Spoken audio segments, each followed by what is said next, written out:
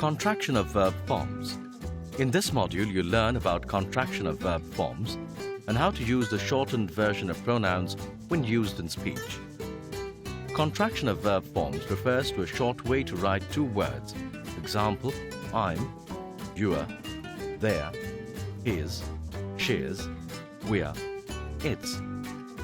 Apostrophe is generally used to show missing letters in contraction. The apostrophe looks exactly like a comma, except that it is placed at the top of the letter and not at the bottom. Sometimes people contract or shorten what they're saying to speed up the conversation. An apostrophe is used in a contraction to indicate that one or more letters have been omitted. Example, I am can be written as I'm.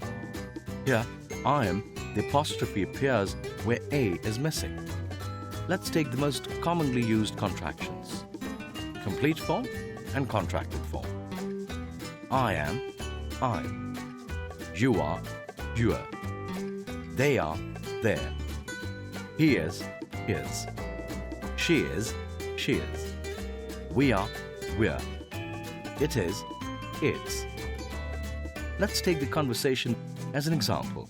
Jim, can you help me with these books from our class? But I'm not Jim. Well, it's a shortened or contracted name for Jimmy. Like you'd call Elizabeth Lisa, or Eliza, or even Beth. So can I call you Ma? Oh, it's a joke, don't get angry. I'll help you with the books. Well, you used another contraction when you said, it's a joke. That is short, but it is a joke. You need to be careful about how to use the pronoun it's and the contraction it', as people normally confuse one with the other. The word it's is a possessive showing someone's possession, while the word it's is a contraction of two words, it is. So, they're very different things. Let's take the conversation between elder sister and younger brother to learn how contraction is used. I think that Father's Day is tomorrow. I'm thinking of how we should celebrate it for him.